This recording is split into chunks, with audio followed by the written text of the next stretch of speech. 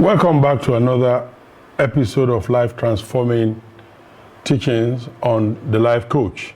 The last episode we tried to begin on the characteristics of a law. And we said, 1, they're permanent, 2, they're universal, and 3, they protect the products they govern. And we tried to explain how these laws have been made by God to help protect us, to help us enjoy our planet. They are not designed to punish us, but by nature they take on consequences. So that if you fail to respond to them, if you fail to follow those simple rules, it is not God punishing you. In this part of the world, you hear people say, God punish you, and all that. They say, God is punishing him. No, you are just coming under the laws of nature that you have violated. For instance, whatever a man sows, that is what he reaps. If indeed whatever you sow is what you reap, if you are now being punished, it is not God punishing you. You are reaping what you have sown. Where the law works, you should go to jail if you have gone to rob, if you have done anything wrong, whether you embezzle, misappropriate, or whatever it is. Unfortunately, the poor are getting jail terms and the rich ones are getting slapped in their wrist and they walk away. But it's not God punishing anybody, and you don't even need to pray for God to punish anybody. Every law we violate will come back to bite us. It is built in nature that every law will come back to bite whoever violates those laws. And so that's where we stopped, that if you violate these laws, they punish.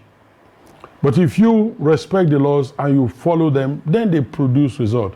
Number 4, we stopped at number 3. Number 4, they cannot be reordered or changed. You cannot change these laws. The laws were made for man, and they are permanent. That was what we said from the beginning. They are permanent. And because they are permanent, your prayer and fasting cannot change them. For instance, look at the rising of the sun from the east to the going down in the west. God has given us those number of hours to work. By extension, if it comes up in the night, you can do whatever you want to do, but they remain permanent. And somebody asked me, what about when Joshua needed to change, needed to do battle, and all of a sudden he prayed that the sun will stand still, the moon will stand still. Well, no law stands on its own. Joshua was following the commandment, the instructions that God gave him. So, and this is the law of delegation. Your delegated authority is to the degree of the delegator, is to the degree of submission to the delegator. And because God delegated him and he was in submission to God, he could ask God for a delay in sunrise and a delay in sunset and a delay in sunrise. And God granted it because he was in obedience to the laws of God. So every time you are under the laws, every time you are following these instructions or following these laws, you find that they work on your behalf. Discoveries, researches, books, and so on have been revised severally, but not the laws. You can't revise the law. Like nobody has been able to revise the law of gravity. And indeed, the laws of gravity, what we have done is to introduce a higher law. The law of flotation to get our ship to float, the law of aerodynamics to get the plane to go. But do you know that even that aeroplane flies is not the total abdication, it's not total abrogation of the law of gravity. It is a temporary suspension of the law of gravity. The temporary suspension of the law of gravity by the introduction of the law or a higher law called the law of aerodynamics, that temporary suspension is what allows aeroplane to fly for some hours. But sooner or later, if it does not land of its own volition, it will crash land because gravity will still speak. Gravity will prevail. So gravity subsists, although we have been able to introduce another law into it to temporarily suspend it. So these laws cannot be changed, they cannot be reordered. Laws are one of the 3 things that are permanent in life. And we've said that before. Laws are permanent, change is permanent, and choices are permanent. It is a standard law that change will always come, whether you like it or not. That means you either change or you be changed. That's one of the laws of change. One of the laws of change is that if you don't change, you'll be changed. Change will be forced on you. Another law of change is that whether you like change or not, it will continue to happen. Another law of change is that if you don't change, you do not get to your next level. You cannot rise. You only rise to the level of the change you are implementing. Also, we will also be confronted with choices, and how we respond to them will either make us or mar us. Number 5, they contain inherent judgment. Every time a rule is violated, there's a consequence. Each law contains some form of consequences, which are latent. They don't advertise themselves. There's no long-term warning. But if you transgress them, if you trespass, then they're going to buy. They will paralyze you. Now, for instance, look at the laws of activity. One of the laws of activity is that, for instance, if the laws of activity says, in order to remain active, you must be active. If you're not active, then you won't be active. Ultimately, you will lose your body parts. Dormant tools rot, dormant legs will paralyze. You only need to transgress that law, and then you find yourself a dead man. No warning signs are displayed until the punishment begins. And this is why I strongly believe that God is not in the business of punishing people. Here we say, God punish you. You know, it is the consequences of their actions that are catching up with them. It's not God punishing them. He loves you enough to send his son to die for you.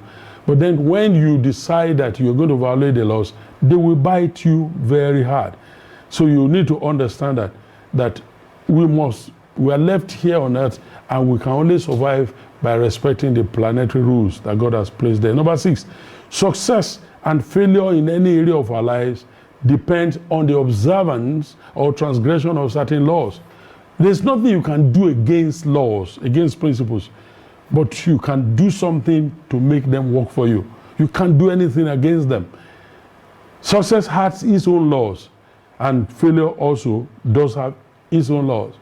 For instance, in order to fail, just don't plan.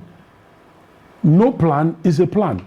He that fails to plan has planned to fail. So if you have no plan, you have already planned. You have already planned to fail. And a lot of people think that, somebody asked me, I was cooking in the kitchen with a girl, and we're sharing something. And she said something to me, Daddy, I want to cook like you. I want to know how to do this. And I said, you're doing a great job. You are making progress. You are doing just. He said, no. The difference between what I do and what you do is that everything you cook tastes good. I said, well, every chef has a bad day. Then she said, but I hardly meet you on a bad day, because you constantly, everything you do is good. And I said, excellence is a daily thing. I say you practice and practice and practice. You don't sit back to say, well, just because I made it this time and that's all. You find that very often in boxing and all that, you find people who have been practicing, who are champions. Very often when they go back to defend their championship, many of them just lose championship, and you wonder why. Yeah, they just going, holding parties, reveling, celebrating past victories, and they forget where they ought to go. As a matter of fact, that's what happens. When you go into examination, you are going to examination to summarize your failure or to summarize your success. Examination is the true test of your ability. It's to test whether you have been failing or whether you have been succeeding. If you don't go, nobody goes to exam to fail. We only go there to summarize the failure or to summarize the success. Champions are not crowned, are not made in the ring. They are merely recognized there. It is what to do every morning. It was Phelps, Michael Phelps, who is the highest Olympic medalist in the world today, who said that very often, for the better part of 4 years before an Olympic game, he always practices 8 hours every day. 8 hours every day for 4 years. So he said that the easiest part is for him to go and perform, to go and swim. When they asked Usain Bolt, he said the easiest part of his life is when he goes to to run. He said, but between that time he was sprinting, he's running, he said he's practicing every day. There are times he will wake up and the coach will wake him up and say, it's time to go. He will say, coach, I'm not going to say, but you have to be on the field by 4 a.m. And it was Michael Phelps who said, it is what you do in the dark that puts you in the light. Because they worked him and he was swimming till 9 o'clock, till 10 o'clock, practicing in the night. And somebody said to him, how long do you do this? He said, well, I do it in the day, I do it in the night. It's actually what you do in the dark that puts you in the light. So walking the principle is what separates you from other people. You need to do something about it. You need to do something about the principles. And research has shown that the wealthiest nations and the top 10 people of any society of the world are not religious people. And the poorest nations are the religious ones. Why? It's because they abdicate their responsibilities and they want to put it on God. You want to pray that God will give you money. You want to pray that God will do this. You want to pray that God will do everything. But then pray that God will give you a child, whereas you did not get close to your husband. You want to pray that God will give you money, whereas you have no job you're doing. You want to pray to do all that and you abdicate your responsibilities. It doesn't work like that. You have to find out the laws that govern what you're looking for and fulfill and practice them. Number 7, working the laws separates the diligent and the slothful. This is the principle that most people have not learned, especially in our own climb. Working the principles is what separates the diligent and the slothful, the expert and the poor. Several people work, but hardly the right kind of work. A smart worker will seek out the laws behind the task he intends to embark on before starting at all. There are keys and laws to operating every profession, and unless they are unlocked, you may be very far from productivity. This is a good place to mention another law of activity, which says all activities do not lead to productivity. Activity must be directed at set goals. Otherwise, it becomes wasted.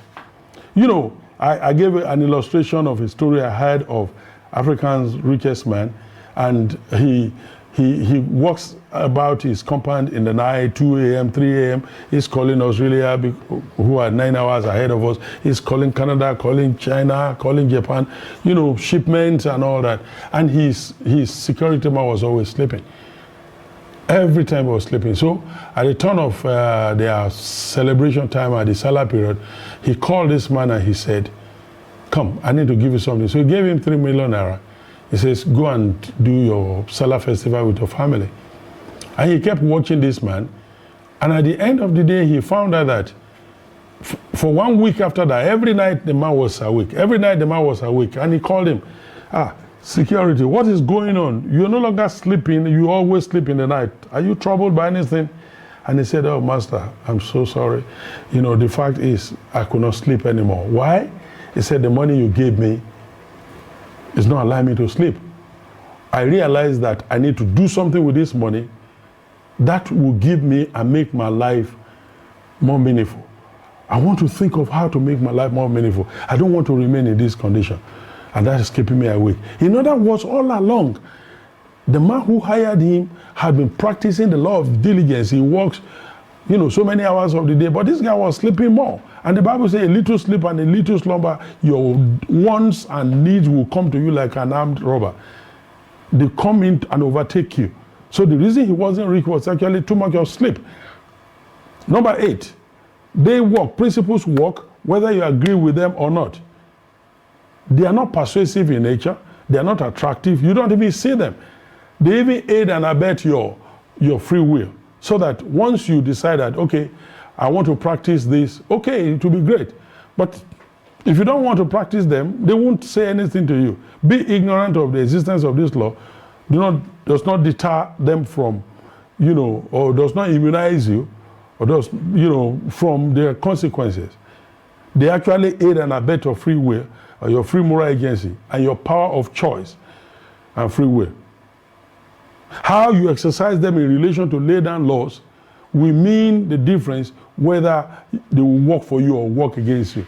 Everybody can be rich. In fact, everybody is a leader to certain degrees. Look at the car.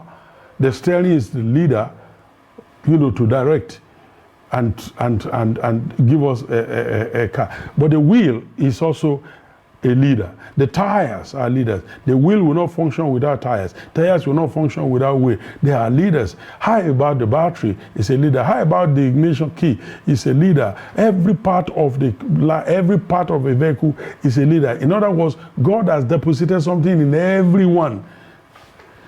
And it is your job to say, with what God has deposited in me, I want to really make use of it. You're not going to make use of it if you don't respect the laws that govern them.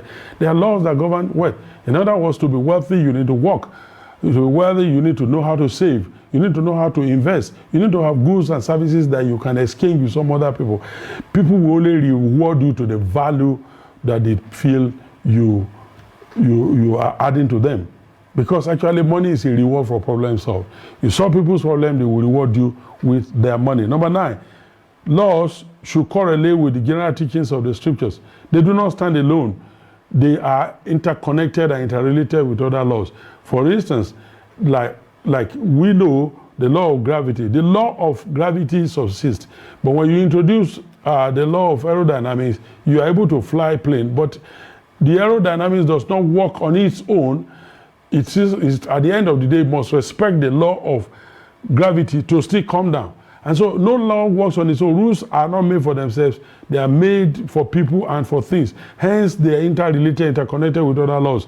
A law ceases to be one when it does not agree with the general teachings of the Bible. It doesn't even matter where you are, whether you are promulgating those laws, in the whether your stipulations are from religious homes or religious houses or whatever it is, if they don't agree with the word of God, then you are violating another law. And this is what you must consider when we are promulgating our religious or civil or human laws.